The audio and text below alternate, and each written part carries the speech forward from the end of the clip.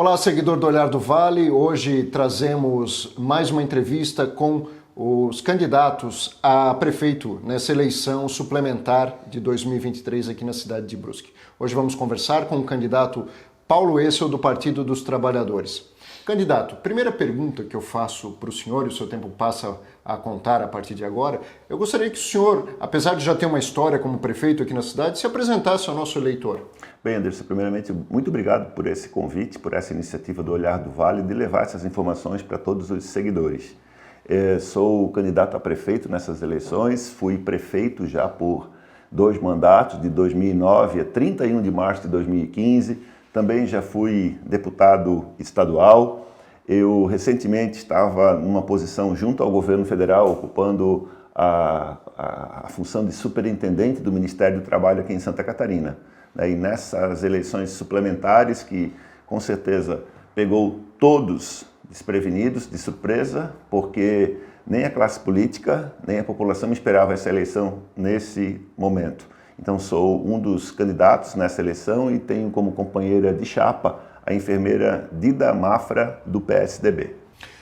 Candidato, essa questão, essa presença do bolsonarismo na cidade de Brusque, a gente tem dos 4 candidatos, 3 se anunciando como candidato de direita, o senhor se anunciando como candidato de esquerda.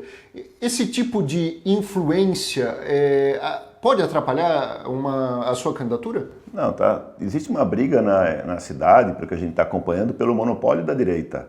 Eu não me apresento como um candidato de esquerda, eu tenho toda a minha origem partidária, mas eu digo para todo mundo, Anderson, que o meu governo é um governo para todos, é um governo para Brusque. E Brusque é composta de pessoas de direita, de esquerda, de centro, gente que não se identifica com posição nenhuma, nem entende isso e nem quer entender. Na hora que um prefeito, na hora que um governador, na hora que um presidente da República está governando, ele tem que governar para todos, buscar incluir todos os setores da sociedade. E esse é o meu objetivo e da minha vice-prefeita Dida Mafra nessas eleições. Justamente a nossa aliança PT-PSDB, ela não é por acaso, ela tem um simbolismo. Todo mundo sabe que esses 2 partidos, historicamente, em nível nacional, sempre se degladiaram. E nesse instante aqui em Brusque a gente se junta porque acho que com a maturidade também, Anderson, e com aquilo que a gente viveu nos últimos anos no nosso país, na nossa cidade, né, especialmente de 2015 para cá, a gente vai compreendendo aquilo que é o foco da vida, aquilo que é importante na tua existência, aquilo que é importante para a cidade. Tu tens direito de pensar de um jeito, eu tenho direito de pensar, quem está nos acompanhando pode pensar de qualquer forma. Não há nenhum problema nisso. Essa é a beleza da nossa existência. O que é fundamental é que a gente se respeite. Eu respeito a tua opinião, tu respeitas a minha opinião. Sem necessário a gente concordar um com o outro. E nesse momento, a união da nossa chapa, a nossa chapa representa isso em Brusque. Eu e a Dida, com certeza temos pensamentos distintos, diferentes sobre vários temas, mas existem pontos que nos unem. E é nesses pontos que nos unem que é o nosso foco nessa eleição, que são os problemas que a população aponta. Nós não precisamos, nesse momento, chegar nas pessoas e falar das coisas da cidade. As pessoas vêm nos dizer para a gente, vêm falar dos problemas de creche, de fila esperando o exame, que não tem medicamento no posto de saúde. A cidade hoje, nesse dia de chuva, está vendo um drama pelas ruas da cidade. Tu tem que cuidar para não cair nas crateras e não estourar o pneu do teu carro. A moradia popular, que desde 2015 não se fez mais nenhum plano habitacional. A questão de 1.400 crianças esperando uma vaga em creche. Então, esses são os pontos que nos unem nesse momento. E, a partir desses pontos, nós estamos apresentando as nossas propostas e convidando, né, quem tem consonância com esses pontos que nos unem, está convidado para vir com a gente. E nós, Anderson, somos a chapa que tem o maior número de partidos nessa aliança. Nós estamos fora do jogo desde 2015, não ocupamos cargo municipal desde 2015, não temos secretaria para distribuir, não temos propostas para oferecer para atrair nenhum partido nesse instante. O que nos uniu esses partidos todos nesse momento é esse projeto que a gente está apontando para Brusque. Até vou fazer uma pergunta em relação a essa questão dos partidos, mas antes, o senhor falou que a eleição pegou todo mundo desprevenido. Sim. E na época que o senhor foi cassado, até foram feitas manifestações, o senhor até usava, né, de mãos dadas com a justiça, porque reputava aquela ação naquele momento como uma injustiça. Essa cassação, o senhor também reputa como uma injustiça? A minha cassação foi tão injusta que o próprio Supremo Tribunal Federal reconheceu a procedência da ação aqui de Brusque, que julgou improcedente a ação dos meus adversários contra mim. Então eu fui cassado por algo que se criou uma jurisprudência naquele momento sobre mim, e eu sou o único caso no Brasil. Depois a lei mudou, mas naquele momento a lei determinava exatamente o que eu fiz. Então eu fui alvo, fui escolhido e tive o meu mandato interrompido. Nessa eleição, por mais que queiram apontar uma situação diferente, nós tivemos um escrachado abuso de poder econômico. Escrachado abuso de poder econômico. E espero que isso sirva seja pedagógico para Brusque. O direito à liberdade de expressão é um princípio e cabe a todos nós temos esse direito de liberdade de expressão. Mas a legislação eleitoral, me parece, desde 2015, proíbe a participação de pessoa jurídica na campanha. E a chapa cassada, ela foi beneficiada pelo abuso do poder econômico de uma grande empresa da cidade. E quem lê os autos do processo verifica as provas, não do envolvimento do empresário, mas o envolvimento da empresa. E a empresa é impedida de participar do processo. Então não dá para a gente comparar as duas situações, botar no mesmo nível as duas situações. De qualquer forma, eu não esperava essa decisão, né, porque na instância inicial foi julgado improcedente a ação, no Tribunal Regional Eleitoral houve também a improcedência, no próprio TSE também foi julgado inicialmente improcedente e depois houve uma reviravolta. Então ninguém estava esperando essa decisão, mas impossível colocar as duas situações no mesmo nível. Não são água e óleo. Candidato, o senhor falou agora há pouco sobre o número de partidos, né, que é um número relativamente grande de partidos que fazem parte da sua coligação. Como esses partidos serão acomodados numa eventual vitória do senhor em 3 de setembro? A prefeitura também ficará loteada em relação a isso? Na realidade, assim, o partido político não é uma organização criminosa, partido político é uma organização democrática. Os partidos políticos, eu nunca tive problemas com partidos políticos no meu primeiro governo ou no segundo governo. Por quê? Porque o que nos une é um projeto de cidade. Nós temos um programa de governo registrado na Justiça Eleitoral desde o momento que a gente encaminhou lá a nossa documentação para o registro e vencendo as eleições, como será? Nós vamos reunir todas aquelas pessoas que estarão na linha de frente, inicialmente, no comando da prefeitura, e vamos fazer um planejamento, vamos transformar esse programa de governo que a gente está apresentando em plano, em planejamento. Daí, o representante do partido do PSDB vai estar ocupando uma secretaria, o representante do PT vai estar ocupando outra, do PDT e assim por diante. Nenhum problema nisso. Não estarão lá tocando a sua pasta da forma que quiserem. Eles estarão lá tocando a sua pasta a partir de um planejamento de governo. Foi isso que nós fizemos no segundo mandato, quando haviam 10 partidos. 10 partidos na nossa aliança. Eu fui eleito com um partido e meio, com o PT e meio PP, porque a outra metade apoiou o candidato Dagomar à época. No segundo mandato, nós tínhamos 10 partidos. E não aconteceram problemas. Então, assim, não há nenhum problema dos partidos estarem ocupando os espaços, né? Quem está nas ruas nesse momento, ajudando na campanha, são os partidos.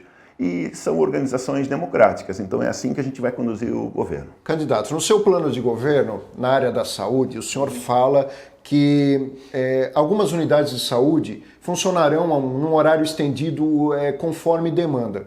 Como é que o senhor pretende colocar isso em prática, sendo que nós temos hoje, a nossa realidade em Brusque é que falta médico em posto de saúde, que exames também são demorados para as pessoas terem. Como é que o senhor pretende resolver essa equação? Nós conseguimos solucionar esse problema no primeiro mandato. O médico ganhava um salário, a prefeitura chamava processo seletivo e não vinha médico. A gente teve que mexer no salário do médico. O médico continua sendo uma profissão muito visada. É o Brasil inteiro, 5.600 municípios atrás de médicos, fora as clínicas privadas e hospitais. Então é um profissional que exige uma remuneração maior. Então nós vamos fazer processos seletivos, no caso de processo seletivo, vamos rever uma grande injustiça que foi feita com os profissionais ACTs, inclusive os médicos. Se a gente vai aqui numa loja, Anderson, para fazer comprar uma camisa, e se tem lá uma balconista, o dono da loja está pagando fundo de garantia para aquele profissional. Na prefeitura, os ACTs, os admitidos em caráter temporário, aqueles que não são concursados, não têm direito ao FGTS. Então isso está inibindo com que muitos, inclusive médicos, tenham interesse de atuar na Prefeitura de Brusque. Então e essa foi uma mudança feita pelos governos aí de 2015 até agora, né? Então nós vamos rever essa situação, vamos fazer processo seletivo, vamos rever a relação municipal de medicamentos, vamos conversar com os médicos, verificar se aqueles medicamentos que estão aí são suficientes, não são. Vamos fazer alteração, de repente tem medicamento aí que já está ultrapassado, talvez a ciência já apresentou alguma outra alternativa, e vamos encaminhar a compra. Na questão também dos especialistas, a Prefeitura de Brusque ela faz parte de um consórcio aqui com a Associação dos Municípios, né, que agora é do Vale Europeu, mas antes era do Vale do Itajaí. Então, não havendo possibilidade de contratar por um processo seletivo, nós vamos fazer o convênio, comprar do consórcio da ANVI. Além disso, nós vamos encaminhar um concurso público. E com relação ao horário estendido nas unidades de saúde, nós vamos avaliar a situação de cada região. Limeira, por exemplo. Limeira, por exemplo, é uma explosão populacional. Então, assim, o atendimento dos exames ginecológicos, por exemplo. A mulher que trabalha no horário comercial não tem acesso, porque a unidade de saúde trabalha no horário comercial. Então a gente vai buscar, a gente quer retomar um trabalho também dos conselhos locais de saúde, né, para identificar os problemas de cada região e a partir disso fazer esses horários estendidos com mudanças também, né, na escala de horários desses servidores. Bom, quando o senhor assumiu a Prefeitura de Brusque, o senhor tomou algumas medidas tidas como impopulares, como, por exemplo, o aumento do IPTU. Caso o senhor vença a eleição, alguma medida que possa soar como impopular deva fazer parte nesses primeiros meses de mandato? Naquele momento das mudanças que a gente teve coragem de tomar, que foi a mudança no trânsito e a alteração na planta genérica de valores, na questão tributária existia um atraso de 30 anos. Então, alguém tinha que ter coragem de fazer aquela mudança e naquele momento eu assumi essa função de fazer aquela modificação. Nesse instante, nós vamos trabalhar inicialmente por um governo de 1 ano e 3 meses. E nesse 1 ano e 3 meses, nós temos um foco muito claro, que são as demandas, são os problemas que a população aponta e tocar as obras em andamento, as obras dos convênios, as obras do financiamento internacional. A população pode ter certeza que não vai acontecer o que aconteceu quando o meu mandato foi interrompido e que uma das primeiras medidas de quem me substituiu foi decepar todos os órgãos que estavam coordenando os convênios. E nós perdemos muito dinheiro. Lembro muito bem que nós tínhamos conseguido 10 milhões para o trecho municipalizado do Antônio Raio. Fundo perdido. Esse recurso foi perdido, porque não foi encaminhado o convênio. Então, por quê? Porque as equipes tiveram que reaprender, ou melhor, tiveram que aprender o trabalho necessário no comando dos convênios. Então, assim, a gente vai tocar as obras em andamento, vai colocar o pé no acelerador, Acreditamos que nesse momento não dá para fazer teste de prefeito, fazer aprender a ser prefeito. Quem entra lá tem que no primeiro dia botar o pé no acelerador e fazer a prefeitura andar. Candidato, em relação à mobilidade urbana, é um problema na cidade, transporte coletivo. Beira-Rio, no seu governo chegou a estender 2 quilômetros apenas da Beira-Rio, 1,8 para ser mais exato, mas nós vivemos um problema crônico de mobilidade urbana na nossa cidade. Que ações serão feitas nesse sentido? Lembrando que a gente estendeu 1,8 quilômetros, mas nós consertamos os 7 quilômetros da Beira-Rio original que ela estava totalmente destruída. Tanto com proteção das margens, com enrocamento, tivemos que refazer as calçadas, tivemos que refazer a malha e fazer drenagem, porque não tinha drenagem. Nós colocamos 100 travessas de tubulação desde a PAI até aqui. Então, nesse 1,8, se botar mais 7, não é nenhuma injustiça, né? Nós vamos prosseguir com a Beira-Rio, sem dúvida alguma, com o prolongamento que está acontecendo até Dom Joaquim. Vamos tocar as obras do Fomplata, que é o financiamento que também à época eu tentei fazer, foi rejeitado pela Câmara, mas que foi aprovado recentemente. E nesse financiamento internacional tem inclusive o início do anel viário. Mas nós vamos, Anderson, inovar na questão da mobilidade. Nós vamos seguir numa tendência mundial e que hoje já existem 72 cidades brasileiras que estão com essa iniciativa. Aqui no estado, a primeira foi Garopaba, recentemente Balneário Camboriú, agora Florianópolis, que é a tarifa zero no transporte coletivo. É a única alternativa para resolver os problemas de mobilidade, é o poder público subsidiar e encontrar outras formas de subsidiar o transporte coletivo. Não tem outro jeito. Não tem condições de construir estradas em todos os cantos de Brusque onde tem fila, e a única forma é a gente virar a chave, inclusive cultural, olhar para frente e substituir o transporte individual para as ações cotidianas pelo transporte coletivo. Por que o eleitor que está assistindo a gente agora deve votar no senhor? Por várias razões. Primeiro, porque nós estamos apresentando um programa de governo honesto, um programa de governo que não é mirabolante, com certeza um programa de governo que a gente vai poder executar a partir do primeiro dia de mandato. Segundo, é porque nós temos a experiência necessária. Na hora que eu estou com uma empresa em crise, eu vou chamar um menor aprendiz para tocar a prefeitura, ou eu vou chamar alguém que tem experiência de gestão e pode fazer com que a minha empresa siga e alcance voos interessantes. Terceiro, porque nós nesse momento estamos com uma proposta de trabalho que é o foco na cidade, respeitando as diferenças, não importa se o eleitor votou no Bolsonaro, não importa se o eleitor votou no Lula, se anulou, não importa, isso não importa. O passado, ele é importante, mas o passado não vai mudar o nosso futuro. A gente vai mudar o nosso futuro se a gente tiver mudanças de posturas. E nós precisamos, de certa forma, afastar essa energia tão densa, tão pesada, que paira muitas vezes sobre a cidade, né, sobre o nosso estado, sobre o país. E acreditamos que na eleição, essa eleição ela é providencial para que a gente possa falar disso. A gente escolheu isso aqui, ó, o coração, como o símbolo da nossa campanha. E eu acho que o que está faltando em Brusque nesse momento é isso aí, é união, é paz, é olhar para as pessoas, cuidar das pessoas e cuidar da cidade. Então, além disso, mais dois motivos para o eleitor. É a única chapa que tem uma mulher como vice. São 163 anos de Brusque e a mulher é a maior parte da população, então ela vai ser representada através da Dida Mafra. E nós, Anderson, somos a única candidatura que tem relação com o governo federal, porta aberta com o governo federal. Até 2 meses atrás, quer dizer, 1 mês atrás, eu fazia parte do governo federal. Então eu não vou precisar ter que bater na porta, conhecer quem são as pessoas. Eu conheço quem são as pessoas e tenho certeza que Brusque tem muito a ganhar com essa relação, porque naquele momento que eu fui prefeito e que havia também esse alinhamento com o governo federal e havia um governo federal que respeitava os municípios, foi o período do maior volume de recursos públicos da história da nossa cidade.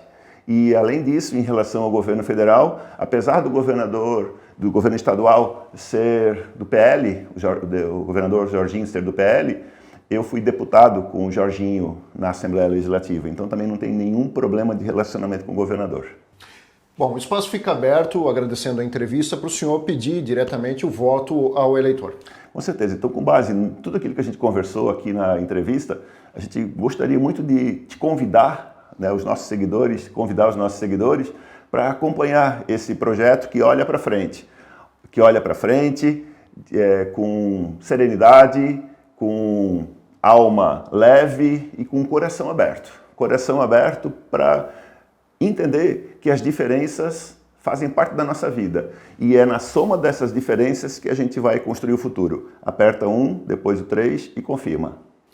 Mais 3 segundos, candidato. 1 e 3 e confirma. Bom, acabou o tempo. Muito obrigado pela entrevista novamente. A gente vai ficando por aqui. Lembrando que dia 28 de agosto, 20 horas, temos o debate do Olhar do Vale. Oportunidade de você conhecer as ideias e as propostas dos candidatos. Vai ser retransmitido aí pelo nosso portal, pelo YouTube e pelas nossas redes sociais, até no TikTok. Se você está lá no TikTok, também vai poder assistir o debate do Olhar do Vale. Um grande abraço a você.